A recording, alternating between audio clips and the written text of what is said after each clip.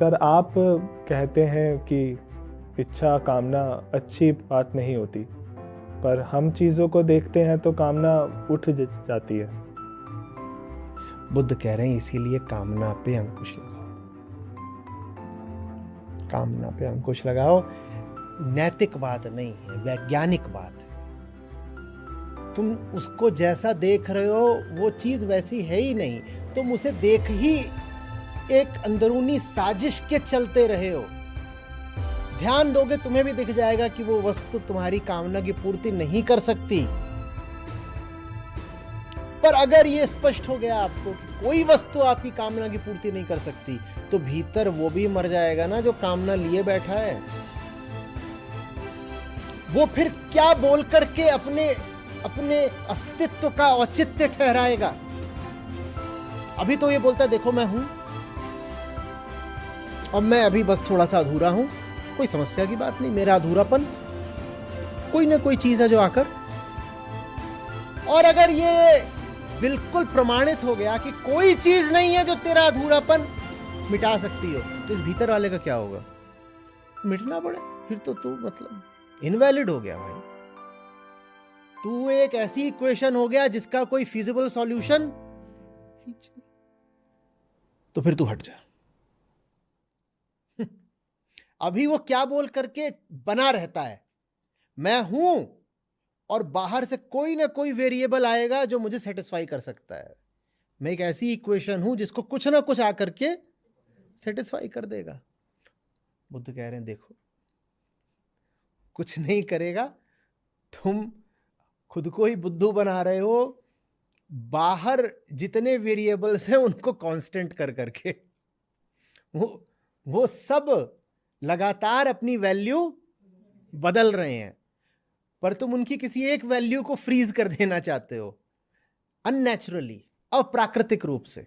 यहां तो प्रवाह है, वहां यहां जितने भी वेरिएबल्स हैं वो सब अपनी वैल्यू को लगातार बदल रहे हैं। तुम उनकी कोई एक वैल्यू पकड़ करके भीतर फिट करना चाहते हो कि इससे सेटिस्फाई हो जाएगा मामला, वो सेटिस्फैक्शन कभी होना नहीं है। तो उसके लिए विधि है शून्यता। शून्यता को सिद्धांत नहीं, विधि जानिए, विधि है। उसको ऐसे मत कहिएगा कि वस्तु शून्य है। लाभ कहना गलत नहीं होगा, वस्तु शून्य है, पर लाभ उठाना हो तो ऐसे कहिएगा लाभ शून्य है।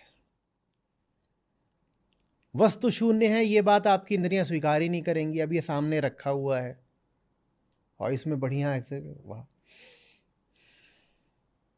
पत्ती भी है, और सोया भी है, और क्या खुशबू भी है, गर्मा गर्म है। त्वचा भी बोल रही है कि है, आंख भी बोल रही है कि, और नाक भी बोल रही है, और ऐसे गुड़प लिया तो जिह्वा और गर्दन और पेट ये सब भी क्या गवाही दे रहे हैं।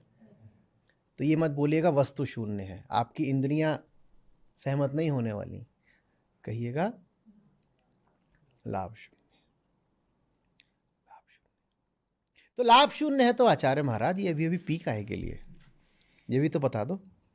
लाभ कुछ नहीं है और सपड़ सपड़ उसको सबके सामने कैमरे पे खुली चोरी कर रहे हो, पिए जा रहे हो। ये क्यों कर रहे हो? क्यों पिया? ऐसे। क्या उत्तर है? ऐसे, बस यूं ही। क्योंकि है। क्या कारण है? कारण कुछ नहीं, उसका होना ही कारण है बस। तो उसके लिए बुद्ध कहते हैं तथाता, बस है। कारण कुछ नहीं, कारण माने कामना हो जाता है, कारण माने कामना हो जाता है, कामना कुछ नहीं, बस है। हवा क्यों बहती है? बस बहती है। तो ज़ेन में लिखेंगे the wind blows the grass grows. किसी जाकर के पूछो आप बोधिसत्व से फलाना काम क्यों किया, तो बोलता है just as the wind blows and the grass grows. कोई वजह नहीं, बस यूं ही। हवा क्यों बहती है? कहीं पहुंचना है उसको, बस पकड़नी है तो बहती भगी जा रही थी, बस में घुस, क्या वजह है? बस यूं ही। बस यूं ही। क्यों करा? हमें क्या पता, हमें क्या पता। हमने किया होता तो हमें पता भी होता, कुछ नहीं, ऐसे ही। आ रही बात समझ में? तो कृष्णमूर्ति एक बार बड़ा जबरदस्त व्याख्यान दे रहे थे, कहते गुरु लोग सब बेकार होते हैं और ये और वो, तो इन्होंने ही सारी धांधली मचा रखी है गुरुओं ने। और ऐसे करके आधा एक घंटा पूरा उन्होंने सब लताड़ा गुरु लोगों को। तो वहाँ सभा में कोई रहा होगा, वो खड़ा हो गया, बोलता है पर महाराज 1 घंटे से आप भी तो बिल्कुल गुरु ही बनकर ज्ञान दे रहे हो, ये क्या है? तो कृष्णमूर्ति एकदम भौचक्के से रह गए। तो बोलते but I don't do it on purpose. क्या बोले? But I don't do it on purpose. बोले पर मैं किसी वजह से नहीं कर रहा था। ऐसे ही उसी मौके पे या शायद किसी दूसरे मौके पे किसी ने पूछा, तो बोलते हैं देखो गुलाब खिलता है तो उसकी खुशबू फैलती है, वो अपनी खुशबू फैलाने थोड़ी ही जा रहा है। I don't do it on purpose. बस हो गया, मैं हूं तो मैं बोल रहा हूं। जैसे गुलाब होता है तो उसकी खुशबू फैल जाती है। गुलाब कोई योजना बनाकर, कोई उद्देश्य लेकर के अपनी खुशबू नहीं फैलाता, उसके होने से उसकी खुशबू फैल जाती है। जैसे सूरज है, उसके होने भर से। तो ये तो नहीं हो सकता कि सूरज हो और प्रकाश ना हो। प्रकाश ना हो तो आप कहोगे कि सूर्य ही नहीं है। ऐसा कोई सूर्य हो जिसका प्रकाश ना हो तो आप उसे सूर्य ही नहीं मानोगे। सूर्य हो, ताप ना हो तो उसको हम सूर्य ही क्यों कहेंगे? और गुलाब हो, उसमें खुशबू ना हो तो वो गुलाब ही नहीं है। तो गुलाब का होना और गुलाब से खुशबू का फैलना ये एक ही बात है। बोले करा नहीं, ये हुआ। जहां अस्तित्व और कर्म अलग अलग हों वहां कामना है। जहां आपकी हस्ती ही आपका कर्म बन जाए उसको निष्कामता कहते हैं। जहां अस्तित्व और कर्म अलग अलग होंगे वहां कर्म का उद्देश्य होगा अस्तित्व में कुछ जोड़ना, घटाना, बढ़ाना। जहां अस्तित्व और कर्म एक हैं वहां कर्म बस अस्तित्व की अभिव्यक्ति मात्र होता है, वो निष्काम बात है। बोल रहे हम हैं, हमारी अभिव्यक्ति हमारा कर्म है। वो कर्म करे ही नहीं, वो तो हो गया। हमारे होने से ही वो कर्म है। ऐसा हो नहीं पाएगा कि हम हो और वो कर्म ना हो। तुम कर्म को रोकना चाहते हो तो हमें ही मिटा दो। तुम चाहते हो कि गुलाब खुशबू न दे तो ले जाके उसको जला दो, क्योंकि तुम उसे तोड़ भी लोगे खुशबू तो तब भी देगा। तुम उसे पांव से कुचल दोगे खुशबू तब भी देता रहेगा। तुम एक काम करो, उसको पूरा ही मिटा दो, उसके बारीक बारीक टुकड़े कर दो, कहीं इधर उधर उड़ा दो, तब शायद उसकी खुशबू मिटे। या ले जाके उसको जला दो, तब उसकी खुशबू मिटेगी। वरना उसका जो कर्म है उसकी हस्ती से एकदम गुथा हुआ है। अगर वो है तो खुशबू देता रहेगा। वही बात जो सूर्य पर लागू होती है। अगर सूर्य है तो प्रकाश भी देगा, ताप भी देगा। तुम चाहते हो ना प्रकाश हो ना ताप हो तो तुम सूर्य को ही उड़ा दो किसी तरीके से।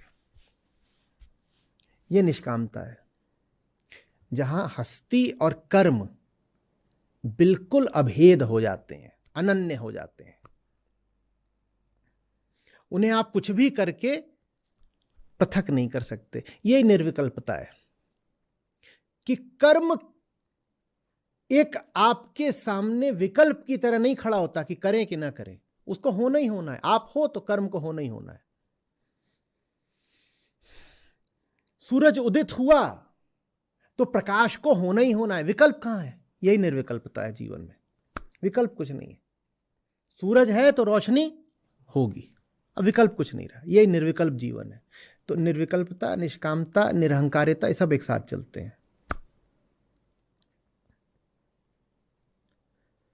और सबके लिए जो बुद्ध का सुंदर शब्द है वो क्या है? शून्यता। शून्यता। इन सब को खा जाएगा जगत के प्रति आपका विश्वास। आम आदमी ऐसे जीता है जैसे जगत ही सत्य हो, तभी तो उसमें सत्य की खोज की कोई ललक ही नहीं उठती ना। आम आदमी से बोलो मैं सच खोजने जा रहा हूं, वो थोड़ा चौंक सा जाता है, आपको ऐसे देखता है जैसे अजूबा देखा। कुछ संशय आ जाता है उसको। आप किसी से कहिए कि मैं जा रहा हूं जरा सच की खोज करने, तो वो आदमी थोड़ा अचंभा मानेगा, कहेगा सच की खोज करने माने किसकी खोज करने? क्योंकि सच की खोज ऐसी बात प्रासंगिक ही तभी होती है जब पहले दिखाई दे कि ये सब शून्य है। वेदांत उसके लिए कहता है मिथ्या। मिथ्या जब इसका मिथ्यात्व दिखाई दे तब ना कहोगे कि मैं सच की खोज करने जा रहा हूं। आम आदमी के लिए सच क्या होता है? वो कह रहा है सच तो मिला ही हुआ है, सच क्या ये रहा, ये सच है। आप उसको बोलो ये जो टेबल है ये सच नहीं है, तो हड़बड़ाएगा, घबराएगा, और हो सकता है थोड़ा आक्रामक होकर आपका मजाक उड़ाने लग जाए। टेबल सच नहीं है तो क्या सच है?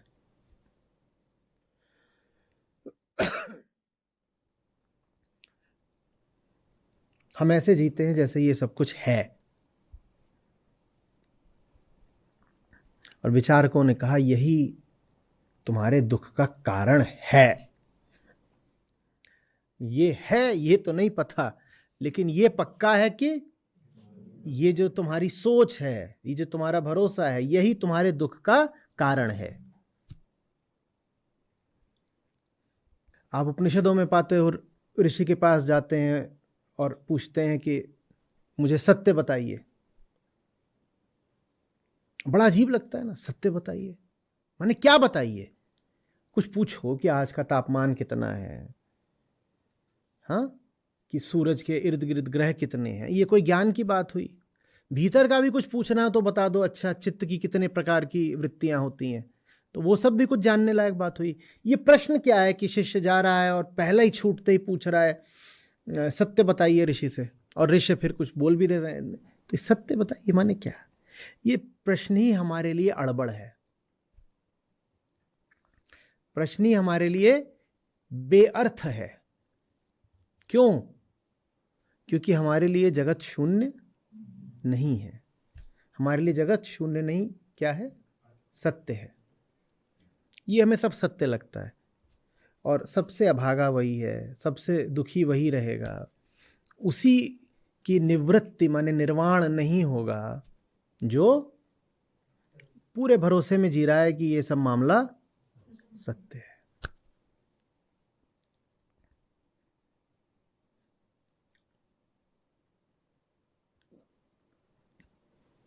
आप बोलिए नहीं है सत्य तो डर उठता है, लेकिन कुछ समय के लिए उस डर में जीने के अलावा कोई विकल्प भी नहीं है।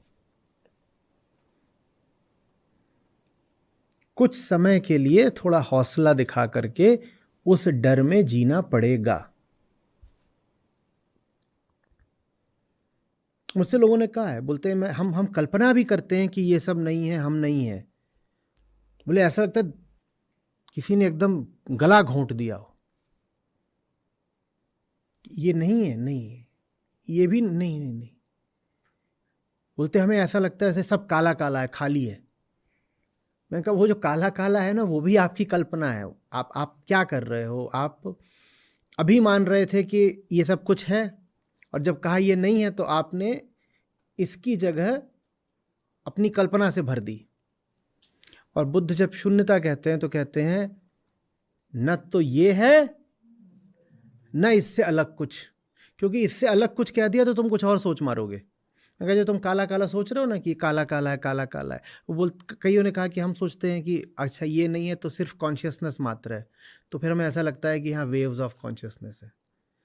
अब तुमको किसने बता दिया कि कॉन्शियसनेस माने ऐसे तरंगे होती हैं, वेव? और तरंग भी सब ऐसी तो होती नहीं है, ये भी एक ही तरह की तुम बता रहे हो। 8वीं में तुमने पढ़ लिया था।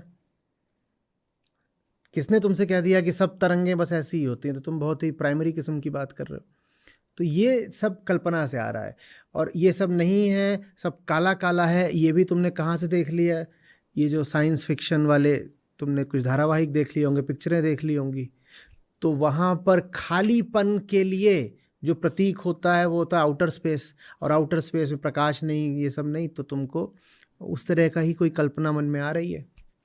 लेकिन वो कल्पना भी आपको यही तो बता रही है कि आप ज्ञानी हो।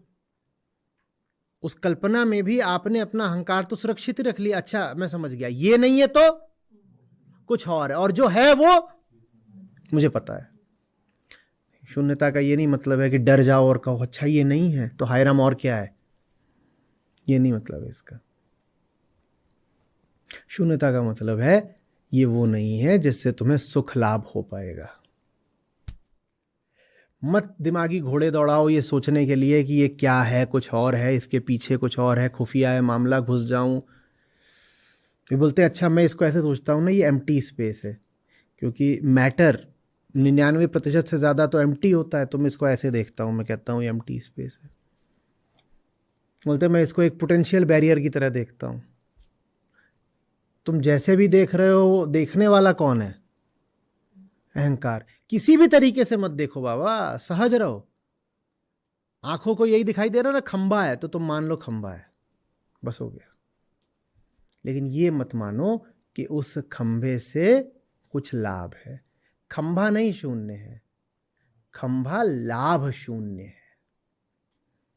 ये सब बातें आपको आपके दुख से मुक्ति के लिए बोली जा रही हैं, और दुख से मुक्ति कामना से मुक्ति के द्वारा ही संभव है। कामना टिकी रहती है इस भरोसे पर कि वो खंबा चीज वही है जो वो मुझे लगती है। तो खंभे को शून्य मत कर दो, खंभे को लाभ शून्य कर दो।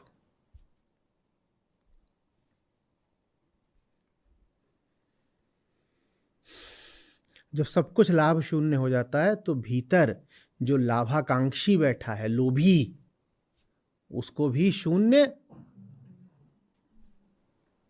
कोई बचता ही नहीं चाह रहा, क्या करेगा?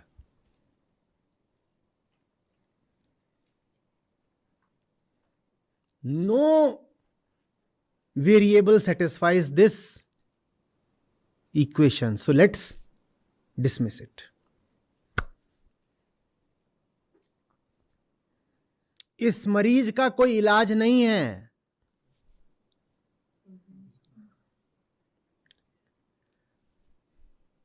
जा, तड़प मत। जब से पैदा हुआ है मरने के लिए तड़प रहा है। हाँ, अच्छा, जब से पैदा हुआ है मरने के, पर मरता भी नहीं, किस उम्मीद में? मरता भी नहीं, किस उम्मीद में? यहां कोई इलाज संभव है, इसको बता दे तू इलाज शून्य है, तेरी हालत आशा शून्य है, तू मरी जा, उसको मर जाने दो। गलत बात है ना, मर जाने दो। अरे मरे हुए को तो मरने बोल, मरे हुए को ही कह रहे हैं मर जाने दो। जिसका कोई इलाज ही नहीं वो जिंदा माने क्या उसको? वो तो मरा ही हुआ है, मुर्दा ही होता है, इसका कोई इलाज नहीं होता। कोई जिंदा हो तो उसका कुछ ना कुछ तो इलाज हो सकता था ना, कभी तो हो सकता था ना। अगर कोई ऐसा है जिसका कोई इलाज ना आज है, ना कल है, ना कभी हो सकता है,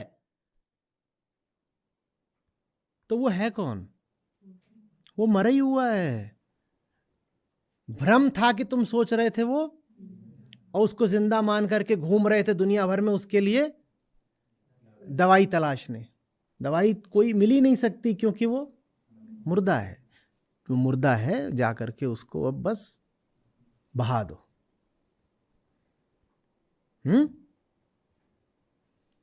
निर्वाण। निर्वाण ऐसा ही है जैसे कमरे से भूत भगाना। यहां इधर कमरे में एक भूत रहता है, आपने उसको भगा दिया, मुक्त। किसको भगा दिया? जो था ही नहीं। यही निर्वाण है। तो बुद्ध कहते हैं निर्वाण भी शून्य है। काहे कि भगाया किसको है? कोई था ही नहीं भगाने को, तो निर्वाण भी कहते हैं कुछ नहीं होता। निर्वाण कुछ नहीं होता। तुम्हारा ही कोई स्वार्थ था कि तुम मान रहे थे कि अंदर, वो भीतर भूत की स्थापना करके तुमने इधर भीतर कमरे के भीतर भूत की स्थापना करके तुमने अपने भीतर अपनी स्थापना कर रखी थी। उधर से भूत निकला, इधर से तुम निकले। भूत की स्थापना तभी तक चली जब तक दिख रहा था कि भूत को स्थापित करने से कुछ, बुद्ध कहते हैं लाभ शून्य। कुछ नहीं मिल रहा है वहां भूत भूत भूत भूत बैठा के, कुछ नहीं मिल रहा है। तुम्हारा स्वार्थ है कि तुमने वहां पे भूत देख रखा है, वहां ये कर रखा है, वहां मिठाई देख रखी है, वहां रजाई देख रखी है। तुम्हारा स्वार्थ है।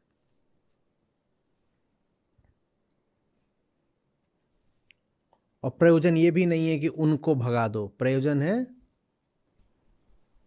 इसको भगा दो। और उधर उधर को सब भगा दिया है, इधर से नहीं भगाया तो बात वैसे भी बनी नहीं।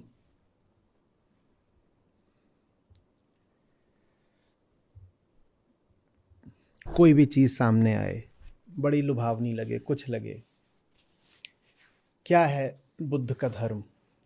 वो कहते हैं अच्छी होगी, प्यारी होगी, सुंदर है, बढ़िया है, शाबाश, पर इससे मिलना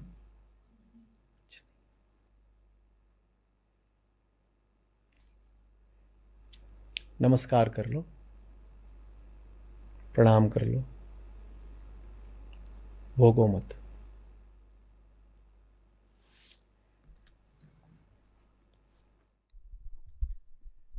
मिलना कुछ नहीं। सहज संबंध रख लो, ठीक है।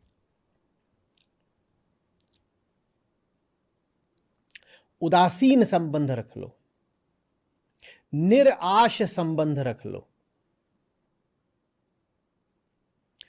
कामना मत पाल लेना, आशा मत बांध लेना। मिलना कुछ नहीं है।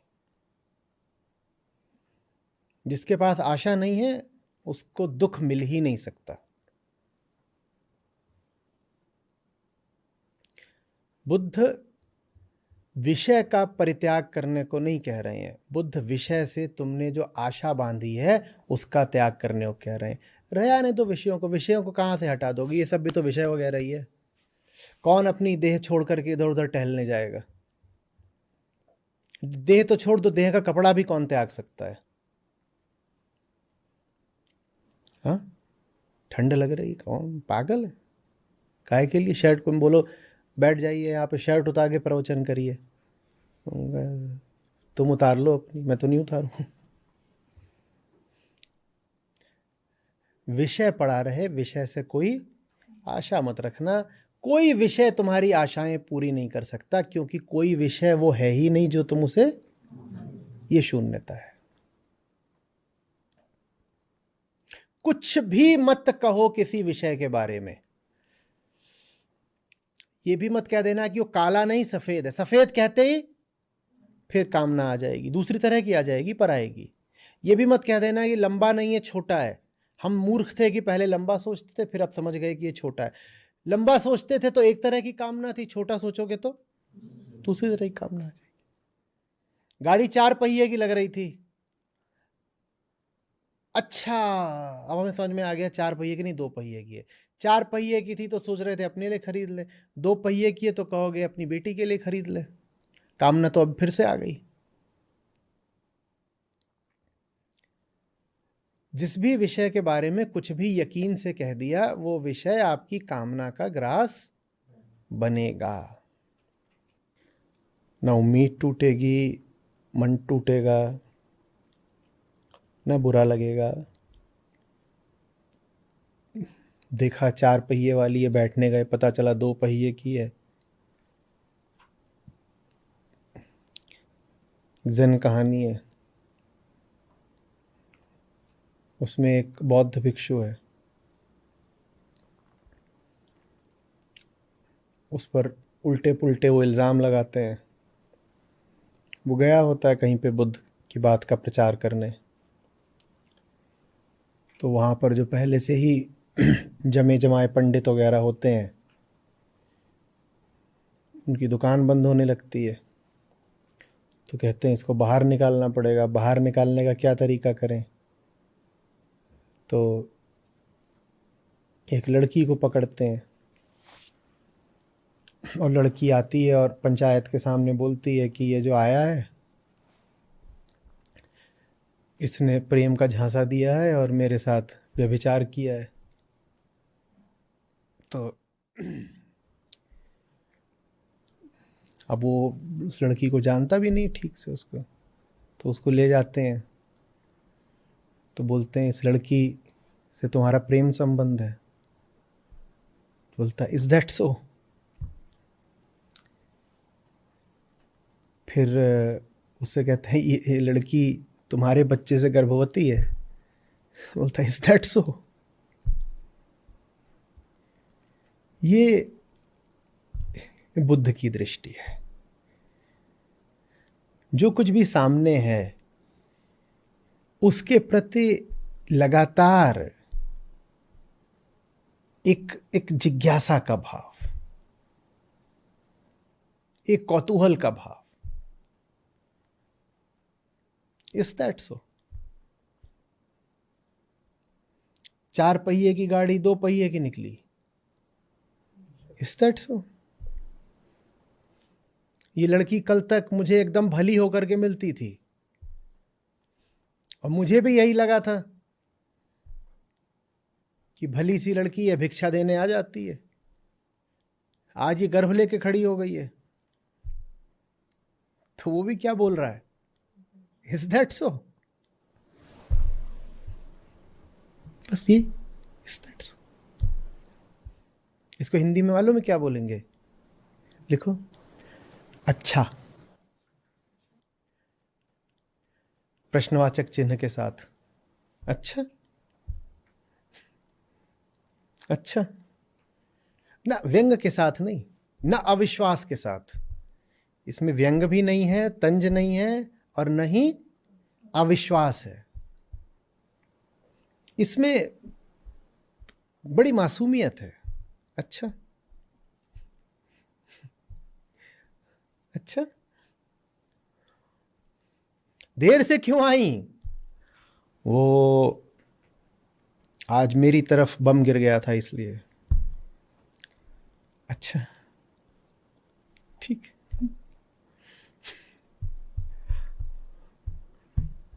और तुम आज देर से क्यों आए भाई? वो क्लाइमेट चेंज की वजह से समुद्र का जल स्तर बहुत बढ़ गया है और समुद्र का पानी उधर अल्फा 2 तक आ गया है। Is that so? ठीक है, आओ।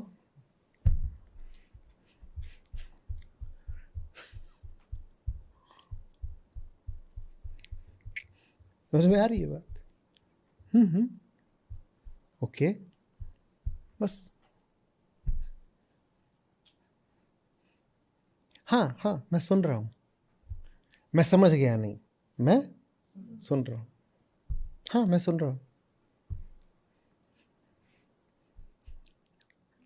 जो समझ जाए वो तो अहंकार हो गया। जो सुनता रहे वो प्रकृतिस्थ है। सुनना सतोगुण की बात है। सुनने से समझ में आता है, और सुनना ऐसा हो जाए कि सुनना अनवरत रहे और समझ में आने की भी कोई जरूरत ना रहे शेष, तो फिर आप सतोगुण से भी आगे निकल गए।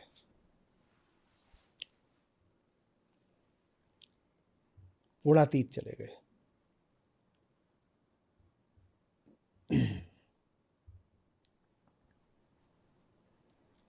सारी बात समझ में?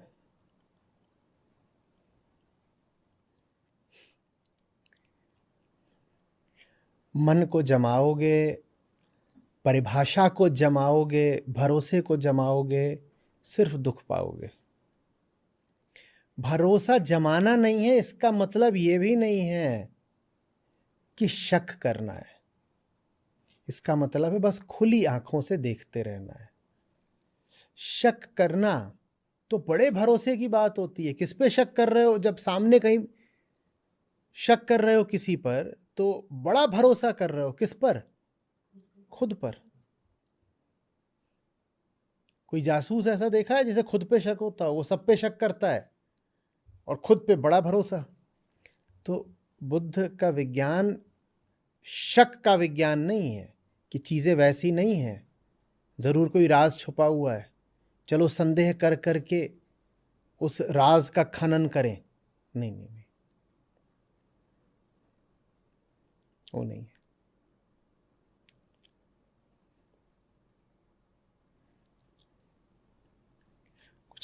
कुछ बात जम रही है या सब उड़ती उड़ती ही है?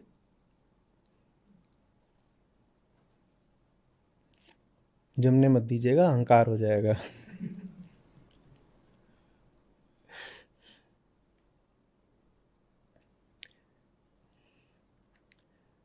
सतत जागृति, कांस्टेंट अवेयरनेस।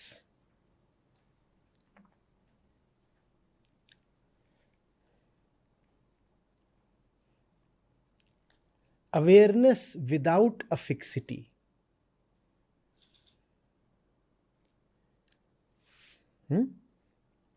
केंद्र रहित चेतना।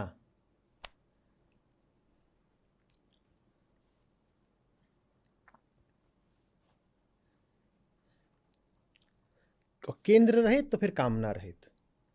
जब चेतना केंद्र रहित होती है तो कामना रहित हो जाती है। जान तो रहा हूं, किसी मतलब से नहीं जान रहा, बस यूं ही जान रहे हैं। और जब यूं ही जानते हो तो जानने में एक निर्भीक खुलापन आ जाता है। फिर आप सचमुच जान सकते हो, फिर आप जानते रहते हो। फिर जानने का कोई अंतिम बिंदु नहीं आ जाता कि हो गया, जान लिया, अरे आगे बढ़ो। फिर जानने पर आप दीवारें नहीं लगाते कि कामना तो इधर की है ना, तो उधर का जानने गया है। चोर की बहुत रुचि है एक घर के बारे में जानने में। वो क्या जानना चाहता है कि वहां रसोई में क्या पका है। वो क्या जानना चाहता है? तिजोरी में क्या रखा हो, तिजोरी कहाँ रखी है। हमारा जानना भी ऐसा ही होता है, सोद्देश्य होता है। जहां कामना की पूर्ति होती है वहां हमारे जानने के एंटीने एकदम खुल जाते हैं। और जहां कामना की पूर्ति नहीं होती वहां काहे को जानना है? कुछ नहीं जानना है।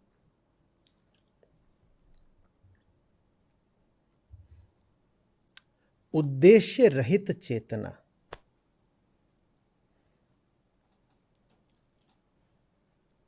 जान तो रहे हैं पर क्यों? बस यूं ही। बहुत सारे सवालों का क्या जवाब? बस यूं, जस्ट लाइक दैट, बस यूं ही।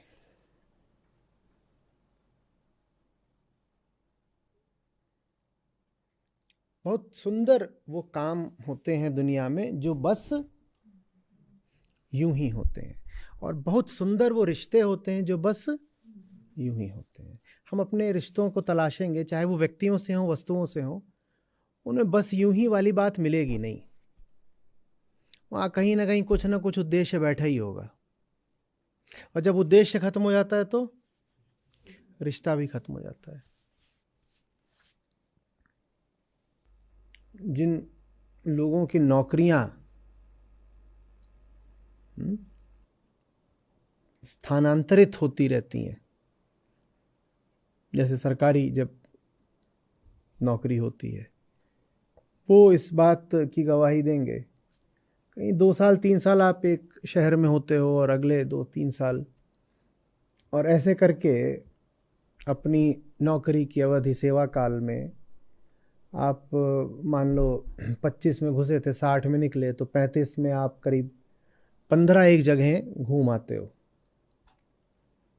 कम भी हो सकता है पर मान लो 15। अब 15 जगह पे आपके इधर उधर का मिला करके आपके 50 पड़ोसी हो गए। जब तक आप उस जगह पे थे और कोई पड़ोस में था, उससे क्या बढ़िया बातचीत थी। हो सकता है सुबह शाम 2 बार उससे बैठक लग जाती हो सकता है खाने पीने का भी आदान प्रदान हो जाता हो हो सकता है उसके बच्चे को आप स्कूल छोड़ आते हो, ये सब हो जाता था। और फिर जगह बदल गई, तबादला हो गया और चले गए कहीं और पुराना पड़ोसी कौन याद रखता है फिर। कोई भी रिश्ता हम कहाँ निरुद्देश्य बनाते हैं, कहाँ होता है मामला बस यूं ही, पीछे खोजोगे तो कोई वजह निकलेगी।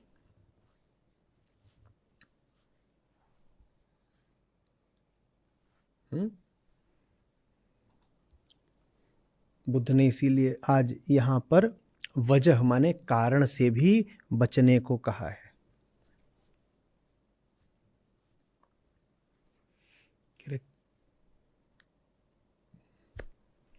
कारण भी कोई भरोसे का नहीं होता, क्योंकि सब कारण आपके अहंकार से निकलते हैं।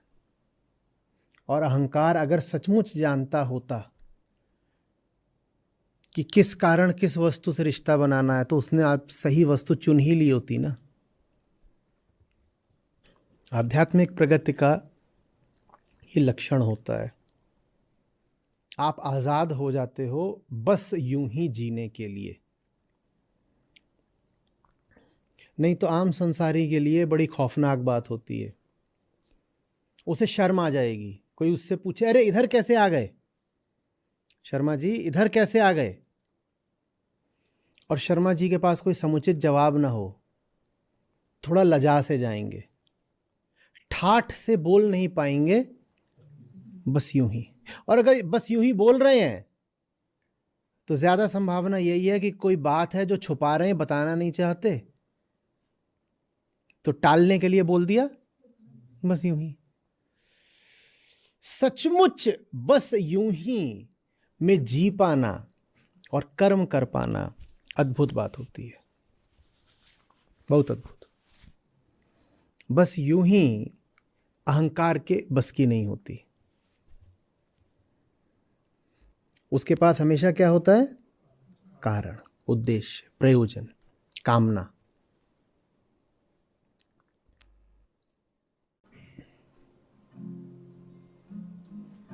मन के बहुतक रंग है, छिन छिन बदले सोई। मन के बहुतक रंग है, छिन छिन बदले सोई। एक रंग में जो ऐसा बिरला कोई कबीरा, ऐसा बिरला कोई। दौड़त दौड़त दौड़िया, जेती मन की दौड़। दौड़त दौड़त दौड़िया, जेती मन की दौड़। दौड़ी थके मन थिर भया, वस्तु ठौर की ठौर कबीरा, वस्तु ठौर की ठौर। बढ़िया, बहुत बढ़िया। तो सर आज पहला सत्र था गीता का, तो आज जो मैंने सीखा वो जैसे 3 बातें जो मेरे समझ में आई। एक तो श्री कृष्ण जो कह रहे हैं कि बुद्धि के ऊपर वो है जो बुद्धि से परे है, कि आत्मा। ऐसे ही कबीर साहब भी कहते हैं कि परमारथ के कारण मोहि न आवे लाज। साथ ही मैं कलीर जिब्रान को पढ़ रहा था, तो एक स्टेटमेंट उनका भी है कि to understand the heart and mind of a person, look at not what he has already achieved but at what he aspires to। तो श्री कृष्ण कहते हैं आत्मा, कबीर साहब कहते हैं परमार्थ, और जिब्रान कहते हैं एस्पिरेशन यानी आकांक्षा। तो हमारी यही समझ में आया कि परमार्थ यही है कि हमारी सर्वोच्च आकांक्षा जो है वो आत्मज्ञान। तो अब मैं भी ऐसे ही जैसा आचार्य जी ने बताया, मैं शुरुआत ऐसे ही करूंगा कि जीवन में कौन कौन